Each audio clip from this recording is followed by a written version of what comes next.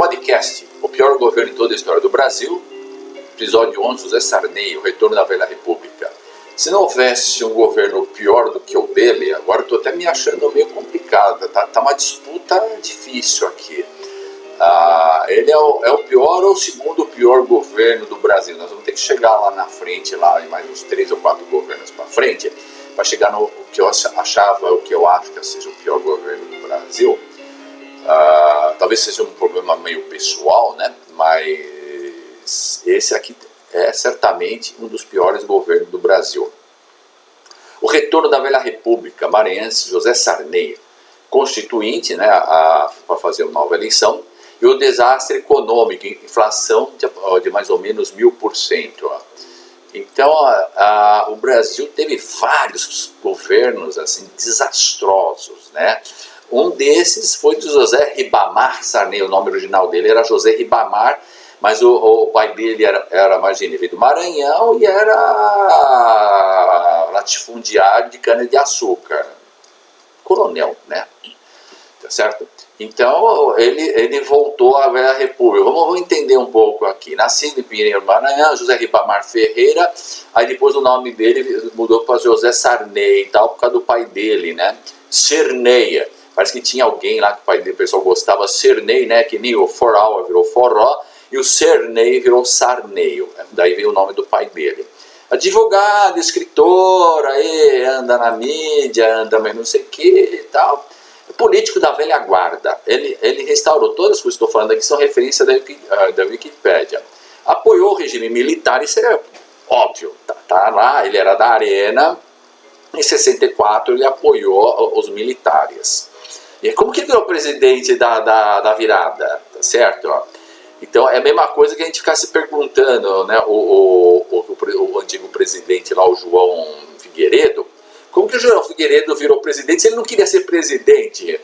Me esqueçam, eu prefiro o cheiro do cavalo do que o cheiro do povo. E como que esse cara virou presidente? Não, porque tinha um grupo, provavelmente, que estava lá, queria fazer uma transição e não queria ir para a cadeia, porque os militares fizeram tantas modificações, não fizeram no que precisava, acabar com a imputabilidade dos crimes políticos e fazer de tal forma a Constituição ou fazer umas mudanças estruturais para não ter esse sistema judiciário aí, como que funciona o Supremo, que garante a estabilidade da oligarquia brasileira e a imputabilidade dos crimes políticos.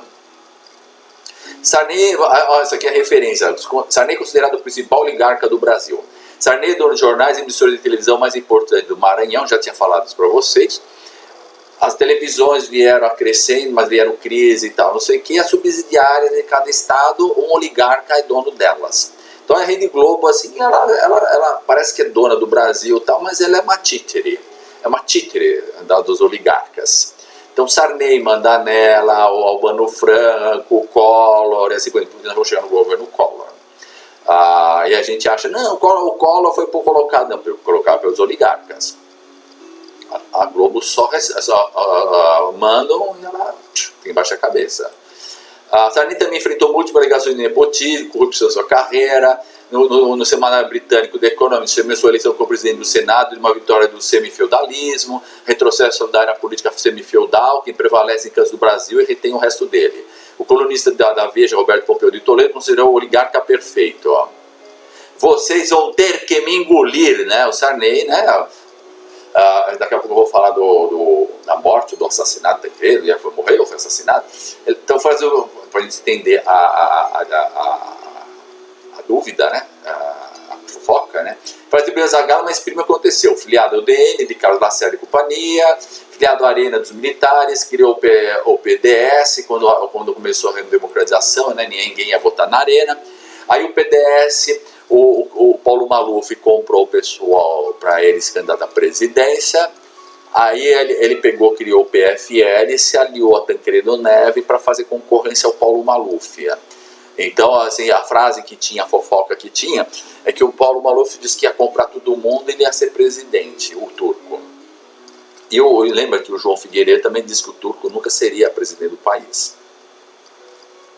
Então essa é a fofoca. E aí? Tancredo ganhou a eleição, era uma eleição no Congresso. Mas o Tancredo, lembra, ele deu patada atrás lá do João Goulart, tal, das estruturas do parlamentarismo, tal, não sei o quê. Depois o Tancredo lá teve uns acordos com os caras, foi o candidato laranja, não sei se contra o Geisel ou um daqueles lá. Não foi o Geisel, não. O Geisel foi, acho que, o Ulisses. Não, o Ulisses foi outro general. Depois foi o laranja, foi o Sarney. O Ulisses Guimarães. Então acho que era lá do Costa Azul, alguma coisa, era o Tancredo. Então tem uma história, né, que o Tancredo era Papa Hóstia, tal, e o Ulisses e o Tancredo tinham empresas que eles tinham aqui no Brasil. O Ulisses era da Cometa, então só podia produzir carrocerias de feral e não produzia importar ônibus. Então só a Cometa proliferava no país. E o Tancredo era dono de umas empresas, não sei se é o Tancredo, qual, não sei das quantas. E aí o pessoal chegou e disseram que meteram uma bala nele. Então a gente nunca sabe da história, porque aí ele foi para o hospital de base, que era dos militares, desde que o Lula manda todo mundo que morre lá do governo dele lá pro Sírio-Libanês, e o Bolsonaro manda tudo para o Albert Einstein, dos judeus. Tá certo? E aí ficava aquela história, né? Aí eu tinha lá, como que era o nome do cara lá, esqueci o nome dele, né? Que todo dia ele chegava de manhã e à tarde para fazer Tancredo morreu não, né? Que nem o Papa, quando o Papa morre, né? Aí fica lá soltando lá a fumaça, né? Até surgir a fumaça cinza, não lembro qual, se a cinza para virar branca ou da branca para cinza, para dizer que escolheram o Papa, né? Então todo dia diz, Tancredo está vivo, tal, não sei o quê, até eles saberem o que ia acontecer, porque o Tancredo não tinha assinado o diploma de presidente. E aí, então não tem presidente, vai voltar para trás? Como que vai fazer? Então estavam discutindo lá, e quando discutindo ficava lá, todo dia vinha esqueci, o Brito. O Brito vinha, né, como aquela estrutura dele, como fosse um padre, né? Olha, hoje o Tancredo esteve melhora, tal, não sei o que nem o do Papa lá, do respiratório, tal, não sei o que, e assim, e a velha república ia ressurgindo, ó. E todos os sonhos dos estudantes da universidades, tal, iam sendo corroída, tal, pelo nascimento e pelo ressurgimento da velha república, com tudo que havia de mais podre em si da natureza da politicária brasileira. Então vamos lá, critérios de análise, em que situação o país se encontrava com condição de governabilidade e tal. Inflação em alta, Itália se recuperando financeiramente, vamos ver que isso é extremamente importante para depois entender algumas coisas que o FHC fez, tudo é cópia, né? Parceria com a Alemanha e a França, colote do governo das empresas de engenharia. Então o Brasil começou já nessa época a procurar novos parceiros, porque o americano é um péssimo parceiro, né? É tudo pilantra, é Far West, né? Nessa época assistia filme, era só de bang bang. Meus tios da fofoca, né? Meu tio foi para os Estados Unidos e foi para Hollywood para ver onde tinha a fábrica de índio, né? Porque se matava mais de 300 índios por filme, né? Tinha mais 5 ou 6 filmes por dia, isso por 5 anos. Não tinha quanto, era mais de 1 bilhão de índios para ser mortos, né? Nessa época a gente acreditava nessas coisas, né? Então o Brasil começou a fazer a parceria com a Alemanha, calote nas empresas de engenharia, tá certo? A Petrobras estava terminando os serviços, as plataformas marítimas, no governo militar construíram só em Sergipe 24 ou 26 plataformas marítimas. Eu não sei quantas mais no Rio de Janeiro, né? Por isso que odeiam eles, né? Porque era 100% aqui, né? Não, se fosse civil era 100% aqui, mas no militar só dava para pegar 20% e era só um grupo. Isso é um absurdo com a nossa democratização. Eu não quero a ditadura, mas será que não existe uma forma da gente ter um governo civil em que só fique com 20% de corrupção? Pelo jeito, não. Tá certo? No governo dele começou a construir a ferrovia Norte e Sul. Depois de 30 anos, ainda não se tinha terminado ela. Esse é o governo Sarney. Calote, pluripartidarismo, né? Podia ter sido aqui, mas foi lá no João Figueiredo, ele fez o pluritarismo, né? Agora eu quero ver esse palhaço governar. Mas ele não queria governar nada. Eu estou dizendo como o João Figueiredo, desculpa, o Zé Sarney, o escritor, cadeira brasileira de letra e tal. Mas é um grande representante do feudalismo brasileiro. Tem gente que o ama, tem outros que não. eu tive que aturá-lo. E tive todos os meus grandes sonhos de vida abortados por causa dele. Então, eu tenho que fazer uma psicanálise. Eu tenho que fazer psicanálise. Desculpa, eu estou neurótico. Eu tenho que fazer psicanálise. Crescimento na corrupção, né? Temos que aguentar para a ditadura não voltar, né? Como deixou o país na merda pura, né? Plano Funari. Então teve 3 planos de governo nele, né? Nessa época eu ganhava, se não tivesse 3 cortes de zero, esses 3 cortes de zero, as nossas bolsas de estudo e o salário, nós estaríamos bilionários. Porque 3 zeros, mais 3 zeros, mais 3 zeros, são 9 zeros. Bilhão. Então nossos salários hoje, por exemplo, de ser 10 mil reais, 20 mil reais, seria 20 mil bilhões. Sarney. Então, vejam, vocês tolerem um pouco esse ranço das minhas palavras contra a velha guarda, contra a destruição dos casarões no Maranhão, contra os trabalhos escravos, contra o judiciário falido que pega o dinheiro e assim por diante do Maranhão. Perguntem ao nosso ministro supremo que o Lula colocou lá, o Dino, pergunta para ele que ele vai contar tudo para vocês. Por isso que o Lula botou lá para combater o outro do Maranhão que o Bolsonaro colocou lá. O país das falcatruas, falências fraudulentas, país das contrabandistas, lavador de dinheiro, calor da dívida pública, congelamento de preços, ágio nos preços, abastecimento. Eu acho que eu vou ter que dividir em 2 partes, parte 1 e parte 2, porque eu já estou em 11 minutos. Então eu vou parar aqui, eu vou só explicar isso aqui para depois continuar porque é muita coisa para falar para vocês entenderem como nós chegamos no governo Lula, né? E aí como que nós estamos hoje, né? Veja que na época do governo, já no MDB para frente, o pessoal da fascista, do PFL, né, começou a colocar coisas de esquerdas nos seus planos de governo, tal, para o povo ler, como fazer moradia, o bem social, tal, não sei o quê. Hoje está ao contrário, ó. O Lula está colocando no plano de governo do PT acabar com os ladrões, botar ladrão na cadeia, botar rota na rua. O que nós estamos acontecendo? Que a direita, tal, não sei o quê, colocasse coisas socialistas no plano de governo. Nós temos que melhorar o mundo, tudo bem. Agora, a esquerda jogar para fora, botar para trás, né? Tudo que a gente falou de Paulo Freire, teoria da libertação, tal, que nós temos que sentar o cacete e botar na cadeia, significa que foi tudo por vinagre.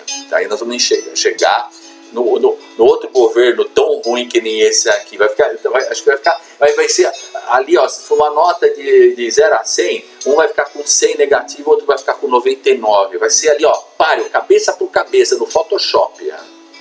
Mas vamos lá, país contrabandista, tal. O que acontecia no país nessa época?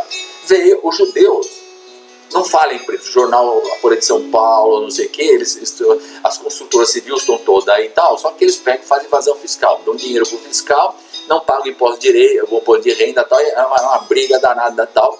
E nessa época, com o Sarney voltando, saindo dos militares, e o nosso amigo lá, o João Figueiredo, ele era descendente de judeu, mas é saferdiano, tal, mas agora se virem. E a Receita Federal não era que nem hoje, não era informatizada, nada. Tal. Mas aí veio os sírios, tal, da guerra de lá, tal, mas no Brasil veio os contrabandistas. Para os Estados Unidos foram o pessoal que trabalhava, o pessoal empreendedor. E aí isso aqui começou o cara a abrir empresa e falir, não tinha nenhum controle sobre isso.